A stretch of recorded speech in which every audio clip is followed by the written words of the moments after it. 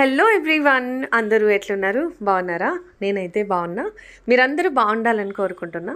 ఈ వీడియోలో నేను చాలా రోజుల నుంచి వెళ్ళాలి అనుకునే ఒక ప్లేస్కి వెళ్తున్నాను. అదేంటే కాదు, యాదగిరిగుట్ట. మన తెలంగాణలో చాలా ప్రసిద్ధి చెందిన ఒక టెంపుల్.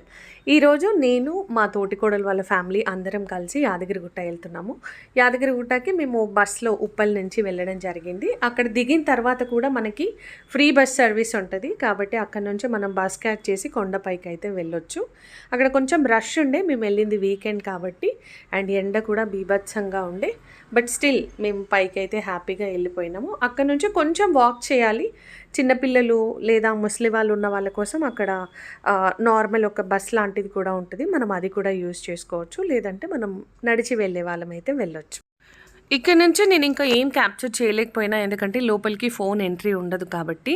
ఇంకా దర్శనం అయిపోయి బయటికి రాగానే మళ్ళీ మా హస్బెండ్ ఇంకా మా చిన్న పాప ఆటలు స్టార్ట్ అయిపోయినాయి. వాళ్ళు ఎక్కడున్నా ఇంతే, ఎప్పుడూ ఆడుతూనే ఉంటారు. సో ఇక్కడ వాళ్ళు కాసేపు ఆడుకుంటూ ఉంటే, లేడీస్ లైన్ తక్కువ ఉందని చెప్పి నేను ఇంకా మా చుట్టాలు వెళ్ళి మేము ప్రసాదం అయితే తీసుకొని వచ్చినాం. ప్రసాదం తీసుకొని వచ్చిన తర్వాత ఇక్కడ టెంపుల్ అంతా కూడా తిరిగి చూడొచ్చు. అక్కడ సైట్ సీయింగ్ కూడా చాలా చాలా బాగుంటుంది. ఇది ఇంకా నైట్ టైం చూస్తే ఇంకా బాగుంటుంది, కానీ మేము వెళ్ళిపోవాల్సి వచ్చింది కాబట్టి నైట్ వరకు ఉండలేదు. అప్పటికి ఈవినింగ్ అయిపోయింది. బట్ స్టిల్ మేము చాలా ఎంజాయ్ చేసినాము. ఇక్కడ ఫోటో షూట్ చేసుకోవడానికి, ఒక్క ఫోటో దిగడానికి అయితే అక్కడ కనీసం ఒక ½ అన్ అవర్ వెయిట్ చేయాల్సి వచ్చింది. But still worth taking a photo. మా పిల్లలు మాత్రం ఎండ లేదు, వాన లేదు, ఆడుతూనే ఉన్నారు. అండ్ ఫైనలీ మా జర్నీ అయితే ఇక్కడితో ఫినిష్ అయిపోయింది. ఇంకా మేము రిటర్న్ స్టార్ట్ అయిపోయినాం. మాకు ఇక్కడికి వచ్చాక పెద్ద షాక్ ఏంటంటే, జనాలు మొత్తం నిండిపోయి అస్సలు బస్సే దొరకలేదు. చాలా కష్టం మీద మాకు బస్ దొరికింది. ఫైనల్గా మేము బస్ క్యాచ్ చేసి కిందికి అయితే వచ్చేసినాం. కిందికి వచ్చాక బస్ స్టాప్లో కూడా సేమ్ సిట్యువేషన్. సో ఫైనల్గా కష్టపడి ఒక బస్ అయితే ఎక్కేసినాం.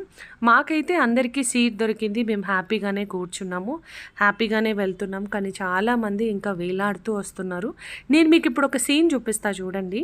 ఒక ఫాదర్, తను కూర్చోడానికి ప్లేస్ లేదు, ఒక చిన్న ప్లేస్లో ఒక పక్కకు ఒరిగి కూర్చొని వాళ్ళ పాపని ఒళ్ళో కూర్చోబెట్టుకొని అంతసేపు ట్రావెల్ చేస్తున్నారు. ఇది చూసినప్పుడైతే నాకు కూడా మా నాన్న గుర్తొచ్చిండు. నాన్నది నిజంగా స్వచ్ఛమైన బాధ్యతతో కూడిన ప్రేమ కదా. మీరేమంటారు? మీ నాన్న కూడా ఇంతేనా? అయితే కామెంట్లో చెప్పండి. వీడియో నచ్చితే లైక్, షేర్, సబ్స్క్రైబ్ చేయండి. మళ్ళీ ఒక మంచి వీడియోతో కలుద్దాం. మరి ఉంటాను. బాయ్.